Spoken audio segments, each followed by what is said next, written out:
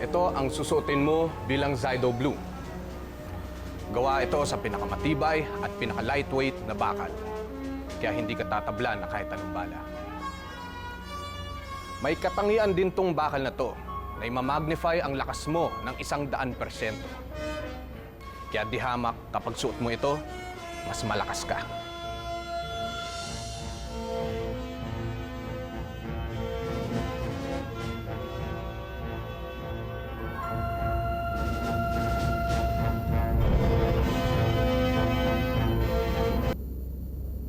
Ito, ang makasaysayang Zydo Blade.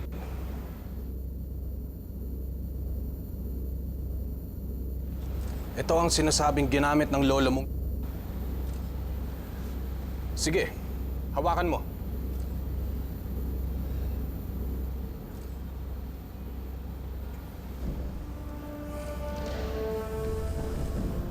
Hindi yan pangkaraniwang espada.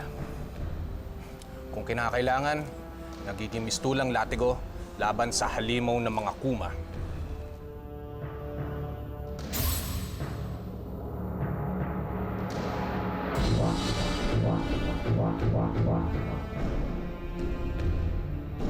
Kailangan mo yan para sa Zydo Super Slash.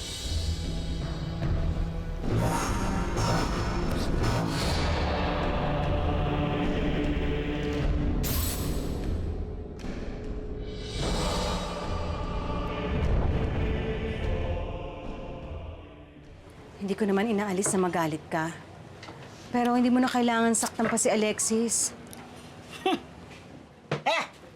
Gagawin ko kung anong gusto ko dahil pamamahay ko to. Ginagawa naman namin ang lahat ng maitutulong namin sa inyo. Hindi sapat yun. Anong klaseng tao ka? Dapat ang walang yan to ah! Sabay ka! Ano? Ano yan naman? Tumigil ka ha? Ba't nakikisabi ka natin ha? Tama na! Atayin ko! Ano ka ba? Bitawan mo siya! Huwag mo sinasaktan sila! Lalong-lalo na nanay ko. Kung pera kailangan mo, sa'yo na lahat yan. Huwag mo lang kaming tratuhin parang hayop.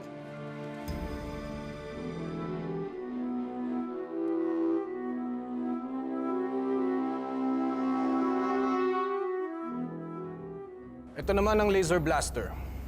Kakaibang klaseng baril ito. Pwede mong gamitin parang ordinaryong laser gun na naglalabas ng laser beam.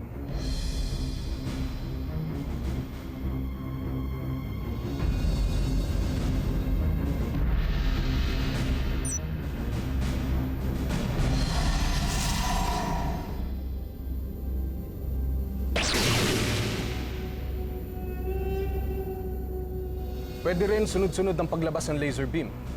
Ginagamit ito kapag marami ang kalaban.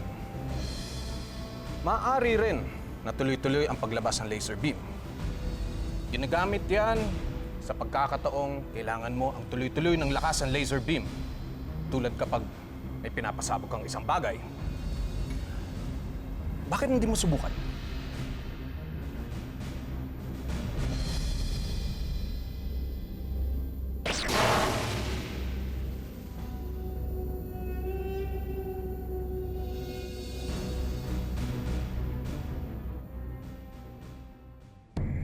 Nakahanda na ba ang lahat sa pagsakop natin sa planeta Earth?